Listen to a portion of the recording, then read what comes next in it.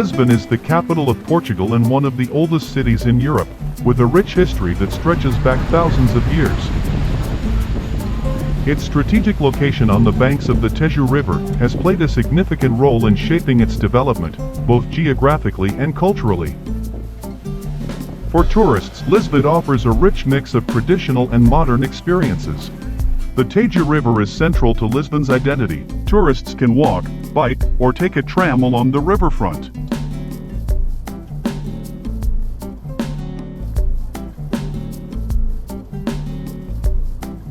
In the center of the square stands an equestrian statue of King Jose I, the monarch who reigned during the Great Earthquake of 1755. The statue was erected in 1775 as a tribute to his role in rebuilding Lisbon. Whether you're admiring the grandeur of its neoclassical architecture, exploring its historical monuments, or simply relaxing by the river, Praça do Comércio is a must-visit destination for anyone coming to Lisbon.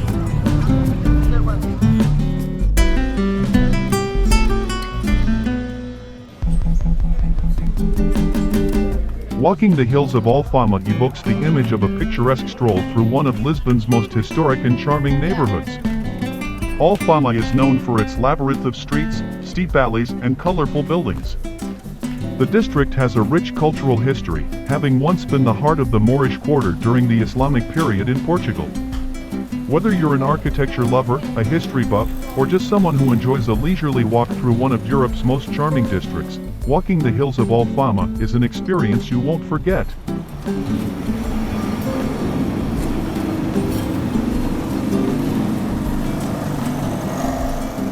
The Baixa area of Lisbon is the heart of the city's historic downtown and one of its most iconic neighborhoods. Shopping the narrow streets of Baixa is a delightful experience, especially if you enjoy the blend of Lisbon's rich history, elegant architecture, and modern retail offerings. Known for its grand squares, wide boulevards, and elegant, neoclassical architecture, Baixa is the commercial and cultural center of Lisbon, embodying both the city's history and its modern vibrancy. Baixa, also known as Baixa Pombalina, is the downtown area of Lisbon, rebuilt after the 1755 earthquake and designed in a grid-like pattern by the Marquis of Pombal, hence its name.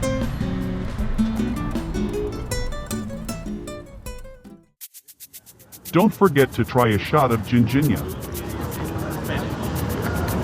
It's supposed to be a sip, but I chugged it.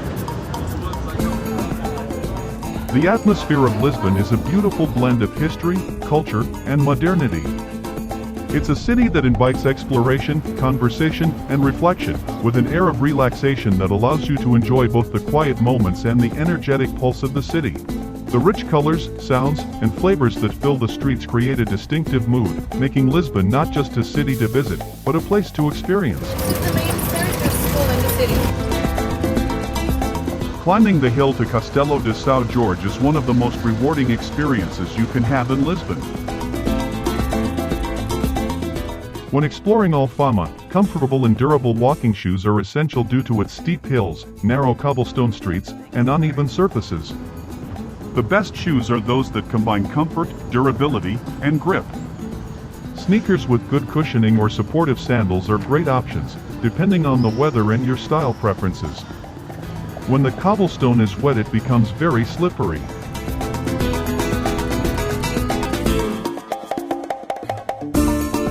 The area just outside the castle is a captivating blend of historic charm and breathtaking views, offering visitors a chance to experience Lisbon from a different perspective.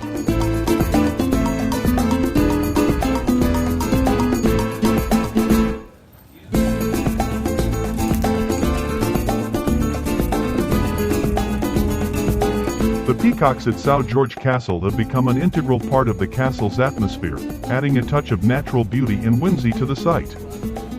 The origins of the castle date back to the medieval period. It was originally built in the 11th century by the Moors as part of the fortifications to protect the city from invaders. The castle sits on the Castle Hill, a strategic location that has been a site of defense since Roman times.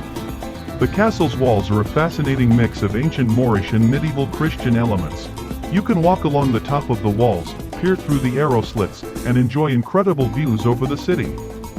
The castle's design reflects its military purpose, with fortifications, towers, and battlements that were intended to protect the city from invasion.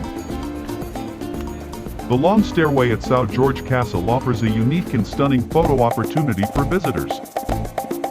The origins of the castle date back to the medieval period. It was originally built in the 11th century by the Moors as part of the fortifications to protect the city from invaders.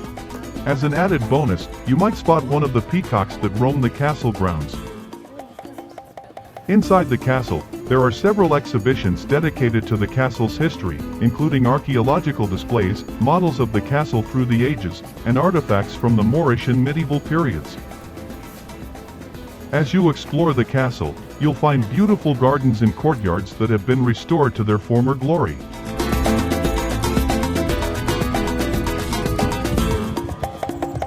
The view from these heights encapsulates Lisbon's blend of history, culture, and beauty, all under the ever-changing sky that can shift from clear blue to dramatic cloud patterns, especially during the golden hours of sunrise or sunset.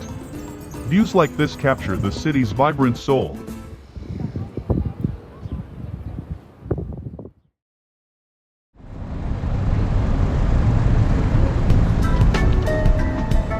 Modern-day Lisbon is a city of urban transformation, balancing preservation with innovation. While the city retains many of its traditional neighborhoods and historic buildings, it has also embraced contemporary architecture and urban renewal projects. Tuk-tuks have become increasingly popular in Lisbon over the past few years, especially among tourists. The combination of Lisbon's historic charm, narrow streets, steep hills, and heavy tourist foot traffic makes tuk-tuks an attractive alternative to traditional taxis and public transport. The statue in Praça de Figueira in Lisbon is a monument dedicated to João I of Portugal, one of the most important monarchs in Portuguese history. Tourism is one of Lisbon's most important economic sectors. With its scenic beauty, rich history, and vibrant cultural life, the city attracts millions of visitors each year. Using Uber to get around Lisbon is a convenient and cost-effective option, and you'll typically have no trouble finding a ride, especially in the city center and tourist areas. Olá. The service runs 24/7, although wait times can vary depending on demand.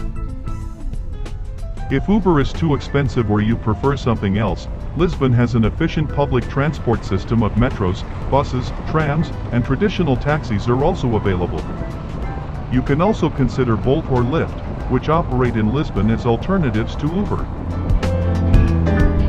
Lisbon can have heavy traffic, particularly during rush hours, so travel times might be longer than expected. It's worth checking the estimated time of arrival on the app before booking, especially if you're heading to the airport or have time constraints. Most Uber drivers in Lisbon speak basic English, especially those who frequently cater to tourists. However, it's always helpful to know a few Portuguese phrases, like bom dia, for good morning, or por favor, for please, just in case.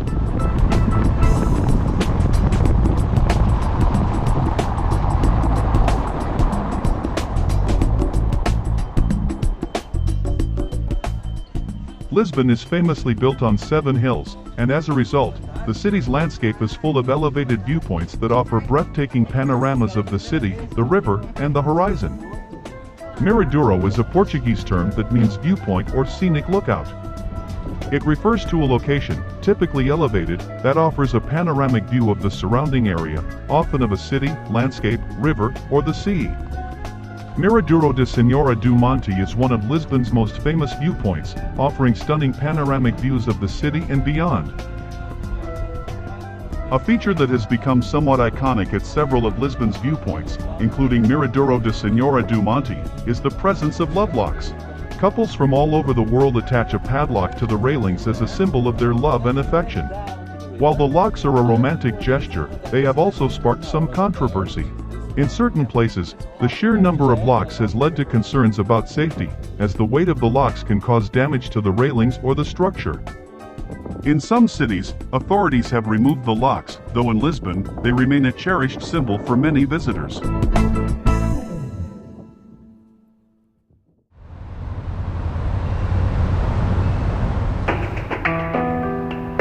Choosing the right place to stay in Lisbon depends on your preferences, budget, and the type of experience you're looking for.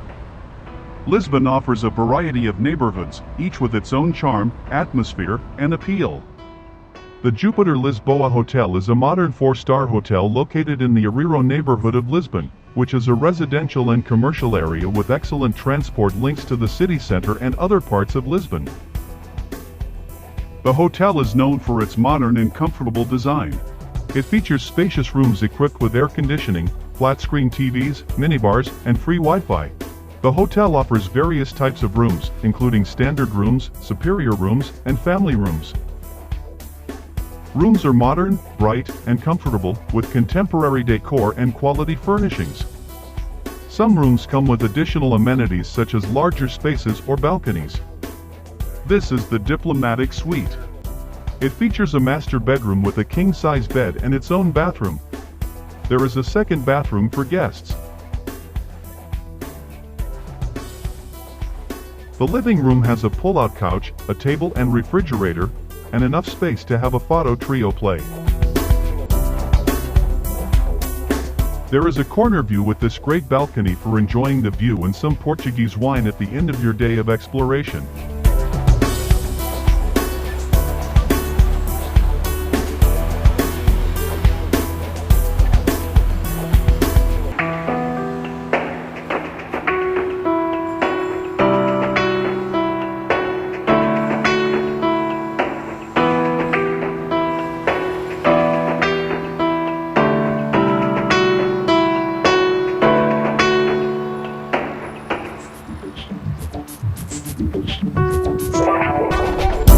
The rooftop of the hotel is fully accessible to guests.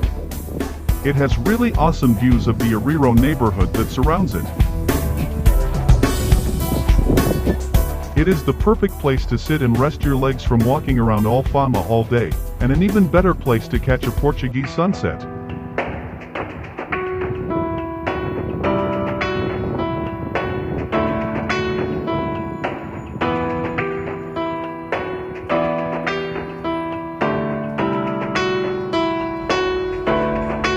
During the day, guests can relax in the sun or enjoy a cocktail from the rooftop bar.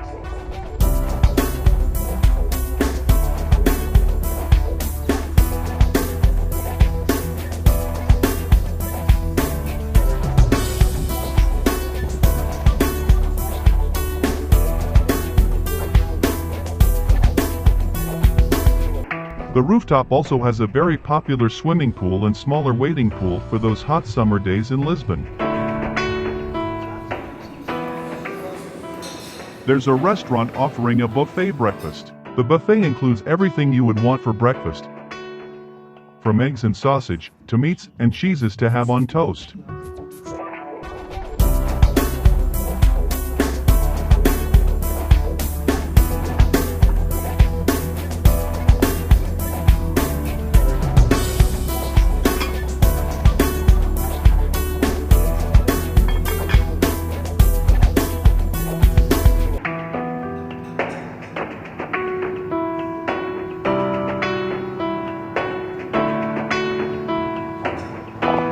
You can even find a pastel de nata, and Portuguese and international dishes for lunch and dinner.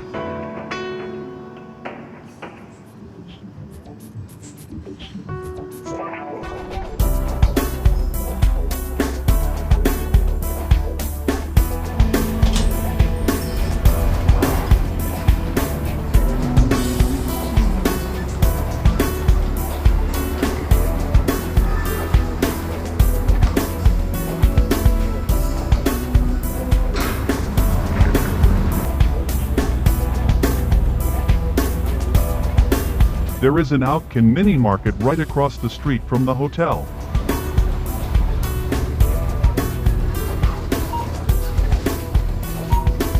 You can get almost anything you need in markets like these.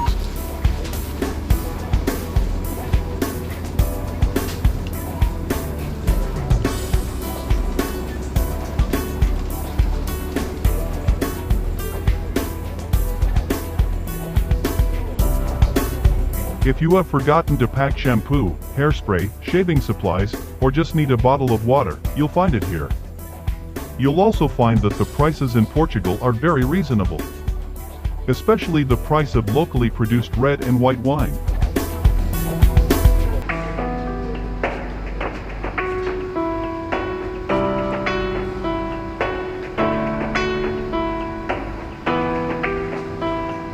Lisbon is surrounded by excellent wine regions that offer a rich diversity of wines. From the sweet muscat wines of Setúbal, to the unique age-worthy reds of Colares. Whether you're a wine enthusiast or just want to enjoy some local flavors, the Lisbon region provides a wealth of opportunities to explore Portugal's rich wine heritage.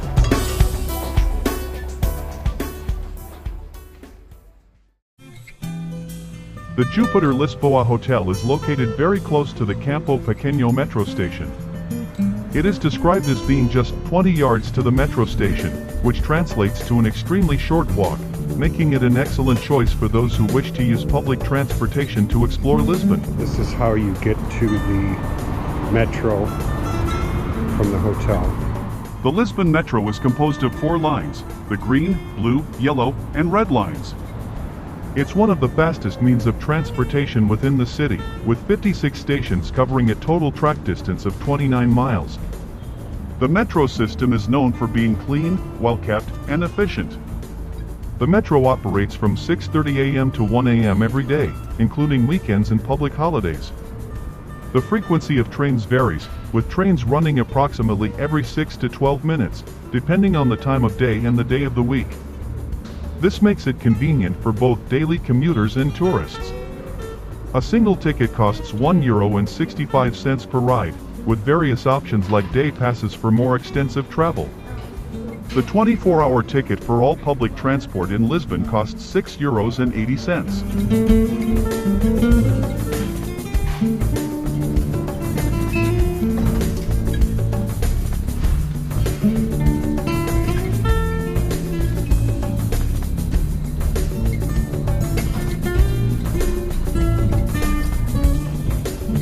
Many stations are decorated with artistic works, including tile art and sculptures, turning the metro into an underground art gallery.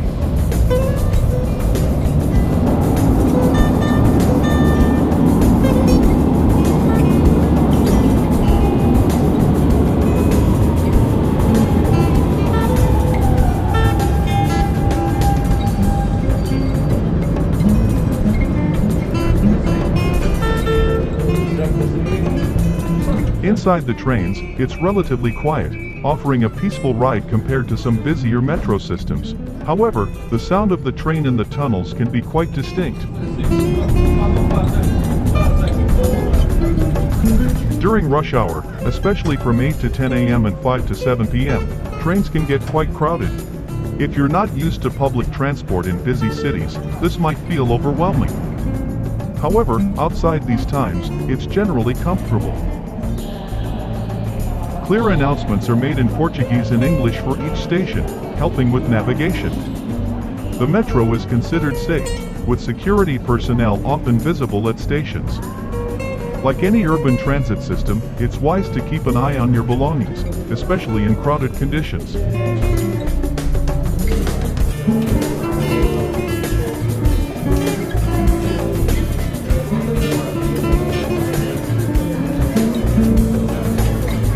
Ferry boats serve as an important part of Lisbon's public transportation network, especially for those living on the south bank of the Tejo River who work in Lisbon.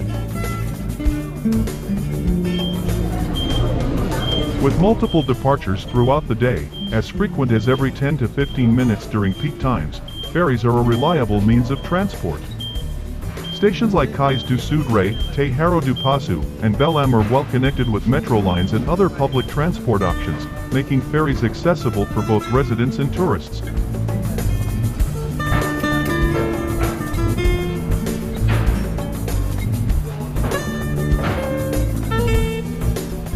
This route is particularly popular among tourists for its stunning views and as a gateway to see Cristo Rei. The frequency and the short duration of the trip, around 10 minutes, make it an attractive choice. Ferries have been a part of Lisbon's transport history, offering a nostalgic and traditional way to cross the Tejo, which adds to their appeal. Ferry boats in Lisbon are popular due to their utility for daily commuting, their appeal to tourists for scenic tours, their affordability, and the unique experience they offer in terms of city views and access to different parts of the metropolitan area. They represent a blend of practical transport and leisure activity, enhancing the overall experience of Lisbon both for residents and visitors. For tourists, the ferry ride offers one of the most scenic and affordable ways to view Lisbon from the water.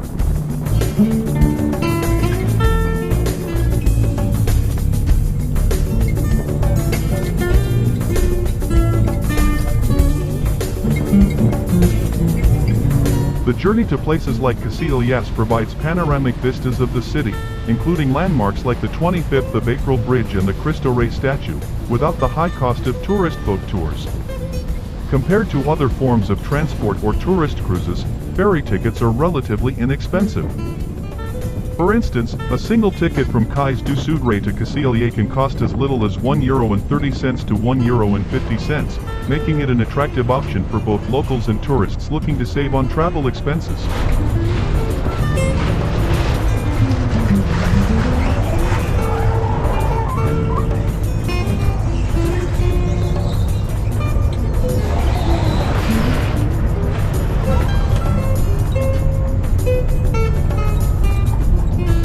Ferries allow visitors to explore areas on the south bank that have their own charm and attractions, which offer a slice of authentic Portuguese life.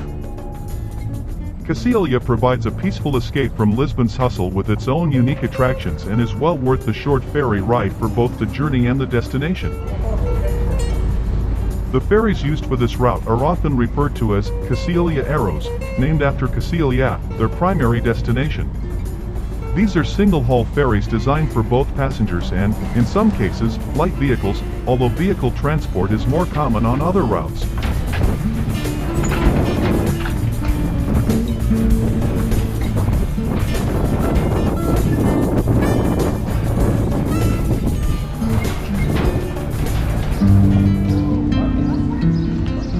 Given Casillas' history as a port area, you'll see works that pay homage to fishermen, boats, and the river life.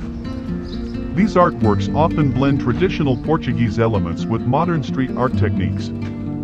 Casillas is famous for its seafood, with numerous restaurants lining Rua Candido dos Reis, a street you'll find right after disembarking from the ferry.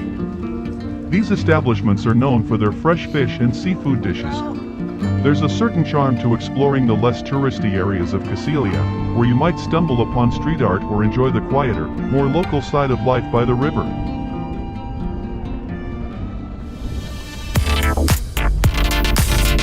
With its industrial and somewhat gritty charm, this small city across the Tejo has become a canvas for street art, reflecting the creative spirit of the area.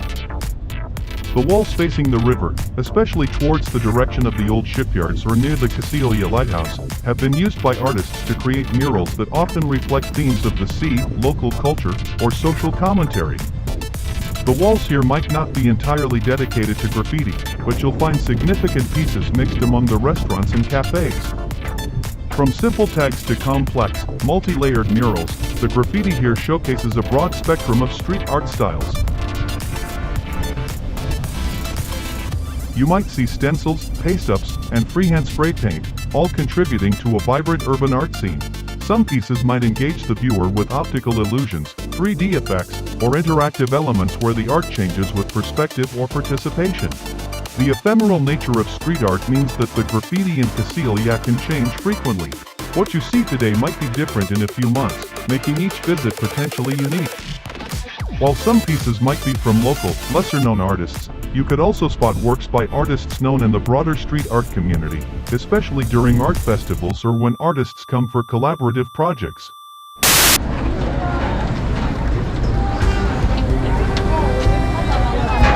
It's time to head back to Lisbon. We will embark the same ferry boat that took us here.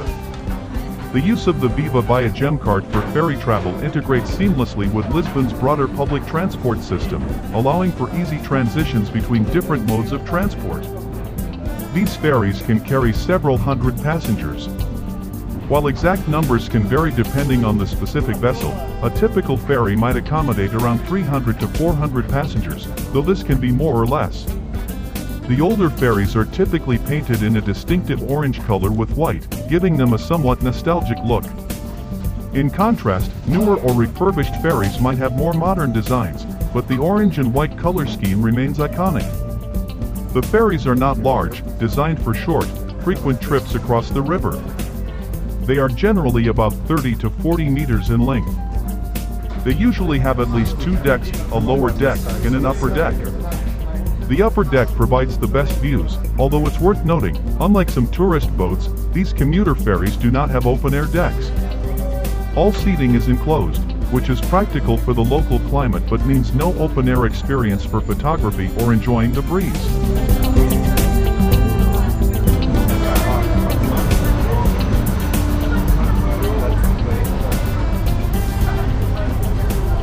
The seating is basic, with bench-style seats or individual chairs, arranged to maximize capacity. During peak hours, you might find standing room only.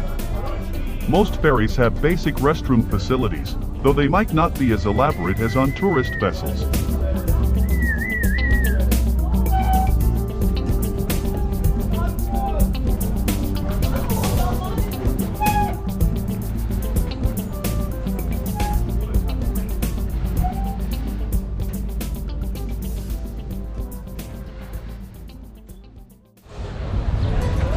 The Time-Out Market in Lisbon, once known as Mercado de Ribeira, is a food hall and cultural market located in the Cais do Zudre area of Lisbon. It's a revitalized version of Lisbon's historic Ribeira Market, which has been transformed into a modern culinary and cultural hub. A visit to the Time-Out Market in Lisbon is not just about eating, it's about experiencing Lisbon through its food, culture, and social interactions. Typically open from 10 a.m. to midnight, though it's best to check the current schedule as it might vary, especially on weekends or during special events. Guests can indulge in a broad spectrum of Portuguese cuisine as well as international dishes. There's something for every palate. The market combines an industrial chic design with a bustling, friendly atmosphere. It's great for both locals and tourists looking to experience Lisbon's food scene in one place. They're good. I should get one for the room. The fresh produce section is situated in the eastern hall of the Mercado de Ribeira building, directly opposite of the more famous food hall section. While the food hall part of Time-Out Market is famous for its culinary offerings, the fresh produce section is a stark contrast, offering a slice of everyday Lisbon life and an authentic market experience. It's less tourist-oriented but equally enriching for those interested in local food sourcing. Visitors can find a wide array of fresh fruits, vegetables, fish, meats, and other local produce.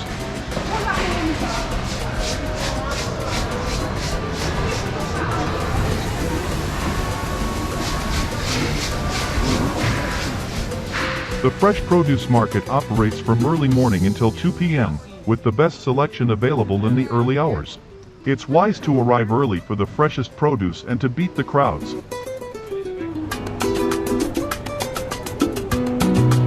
The flower stalls are found in the traditional market section of the Mercado de Ribeira. You'll find a wide selection of fresh flowers, including seasonal blooms, cut flowers, and sometimes potted plants. Common flowers might include roses, chrysanthemums, lilies, and various wildflowers, depending on the season.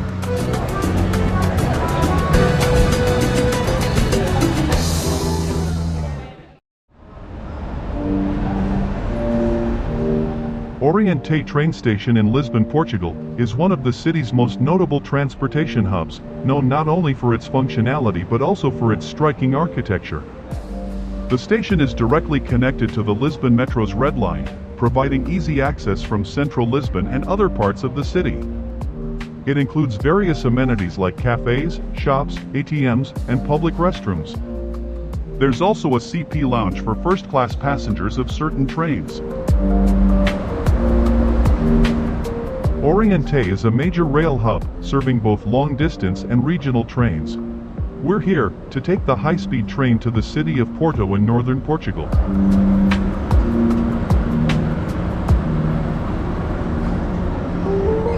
It's the primary station for the Alfa Pendular to Porto, intercidades, regional, and international services, including connections to Madrid via the Lusitania night train.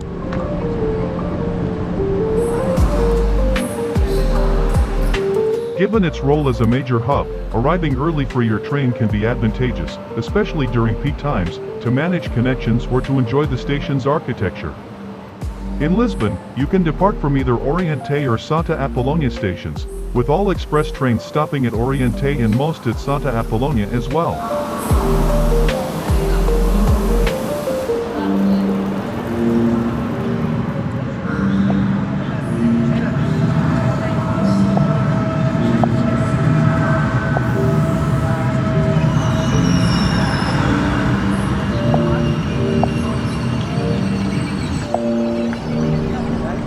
Yeah.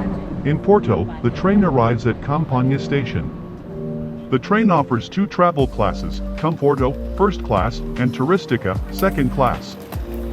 First class provides more spacious seating, complimentary Wi-Fi, power outlets, and sometimes access to the CP lounge before departure. There's also a cafe bar service on board for snacks and beverages.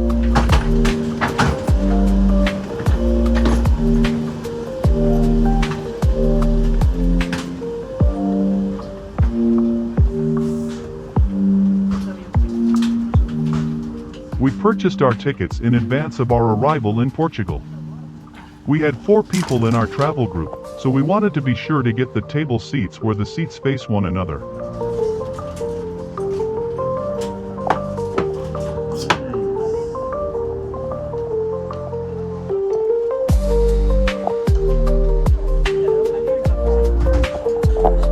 The Alfa Pendular is one of Portugal's fastest trains, capable of reaching speeds up to 220 km per hour or 137 miles per hour.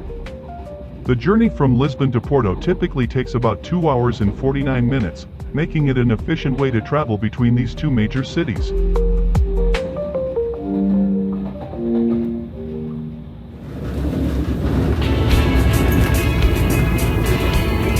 The train has a tilting mechanism that allows it to take curves at higher speeds than conventional trains by leaning into the curve, similar to how a motorcycle rider would lean.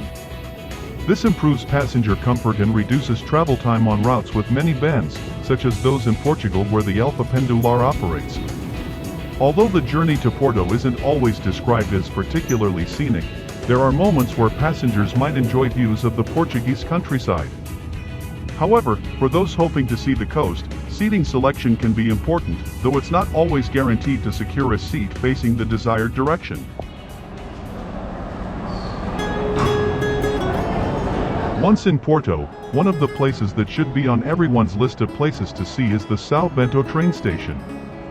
It's not just a transportation hub but also a cultural landmark, primarily known for its stunning interior. The station's main attraction is its magnificent azulejo tile panels that adorn the entrance hall. These tiles depict scenes from Portuguese history, including the history of transportation, the conquest of Ceuta, life in Porto, and various historical events. Created by Jorge Coelesu, these azulejos cover an area of about 550 square meters and were installed between 1905 and 1916. This artwork makes São Bento one of the most photographed train stations in the world.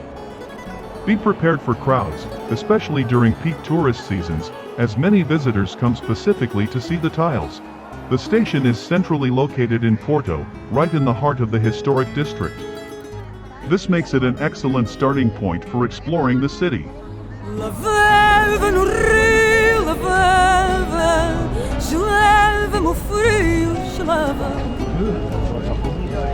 Quando ia ao rio lavar,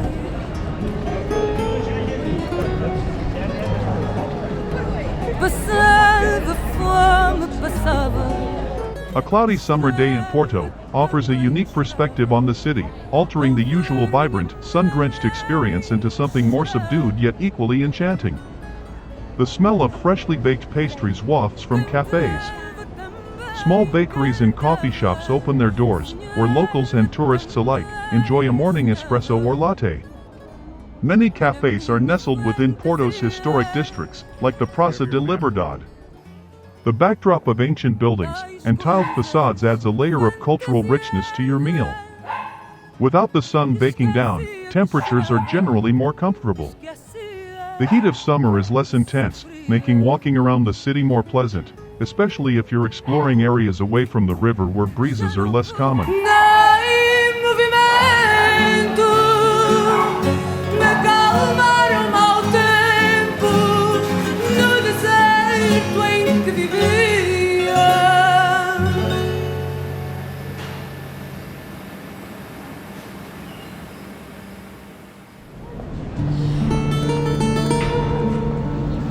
Staying in the Batalha Square area of Porto offers a strategic location for exploring the city, as it sits right in the heart of Porto's historic center.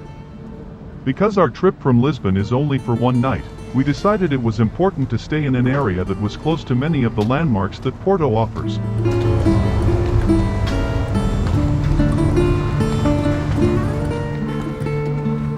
Seus olhos branco e calmo.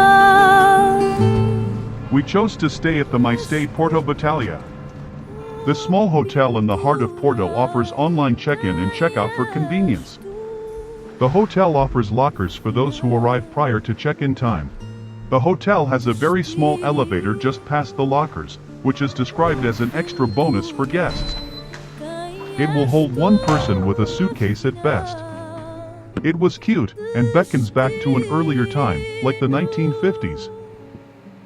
The rooms have modern amenities like flat-screen TVs with satellite channels, private bathrooms with free toiletries, free Wi-Fi, and wardrobes.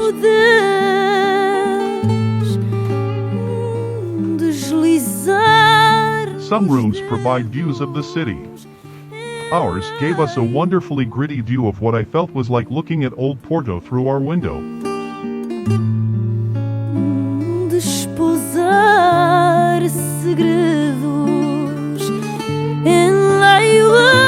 The My Stay Porto may not look like much, but it gave us a real feel for Porto. Porto, like the Alfama district of Lisbon, is very hilly.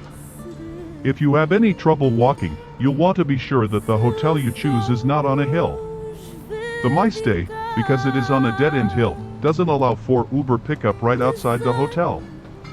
You have to first walk up the narrow street to Batalha Square to catch a ride, which was not a problem for us.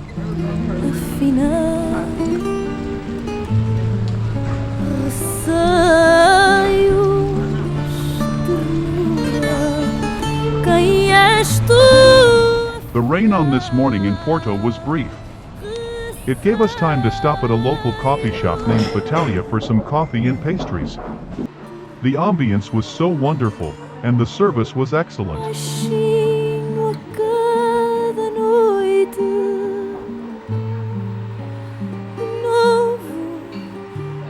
We ordered some coffee and pastries. Our server made sure we had everything we needed to enjoy our treats and exceptional coffee. Thank you. It was a great start to our day of sightseeing and exploration.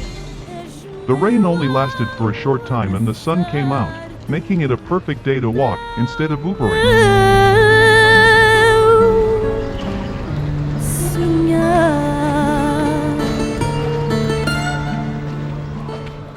The Church of St. Ildefonso, or Igreja de Santo Ildefonso, is a striking 18th century church located in Porto, near Batalha Square. Construction began in 1709 on the site of a previous medieval chapel known as Santo Alafon, which had fallen into disrepair and was demolished. The church was completed in 1739, taking 30 years to build, and reflects a proto-Baroque architectural style. One of the church's most distinctive features is its exterior, adorned with approximately 11,000 blue and white azulejo tiles. Its location near the bustling Batalha Square makes it a popular stop for visitors exploring the city's historic center.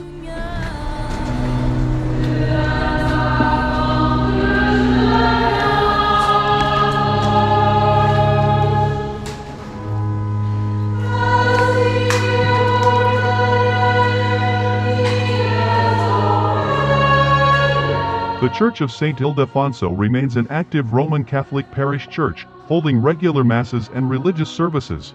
While it's also a popular tourist attraction due to its historical and architectural significance, its primary function as a place of worship is maintained.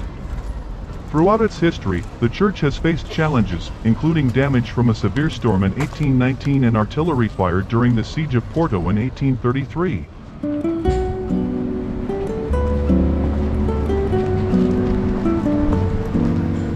Porto has a notable amount of graffiti.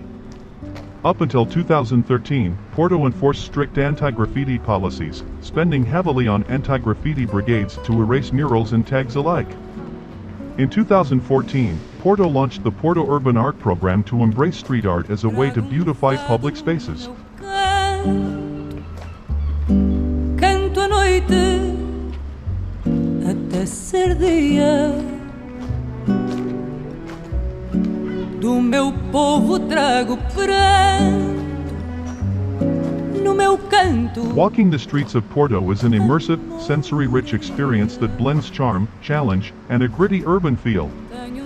The city's layout is a patchwork of narrow, medieval alleys, and wider sloping boulevards, carved into the steep hills of the city.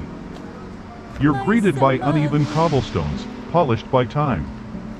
They're picturesque, but can turn slick in the frequent drizzle, so sturdy shoes are a must.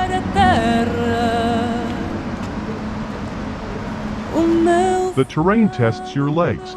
A casual stroll often becomes a workout as you descend from areas like Battaglia, down to the riverfront Riviera district.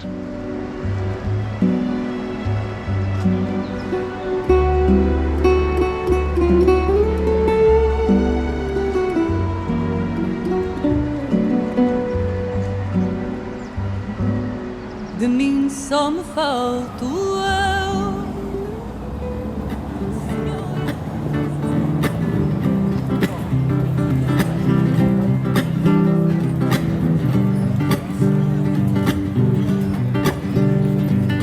The Riviera in Porto is considered the heart and soul of the city. 2 white wines. Nestled along the northern bank of the Douro River, it's a place where medieval charm meets lively modern energy.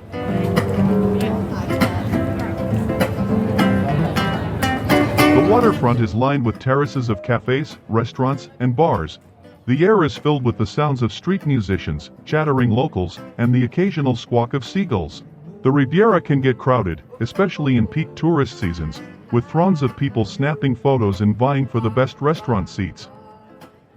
Cross the Dom Luís I bridge to get to Vila Nova de Gaia on the opposite bank. The view from the bridge is nothing short of breathtaking, offering a front row seat to one of Europe's most picturesque urban landscapes. From the upper deck, which sits about 60 meters, or 197 feet above the river, you're treated to a sweeping, almost cinematic vista. Pedestrians often linger, snapping photos or just soaking in the view. Though the upper deck's narrow walkways can feel crowded in peak tourist season. The Teleférico de Gaia, or Gaia cable car, is a modern addition that elevates your experience, literally. It's a short but stunning 5-minute ride, covering about 2,000 feet and descending roughly 165 feet to the banks of the Douro River. The cable car operates daily, typically from around 10 a.m. to 6 p.m. in winter, November to March, and as late as 8 p.m. in summer.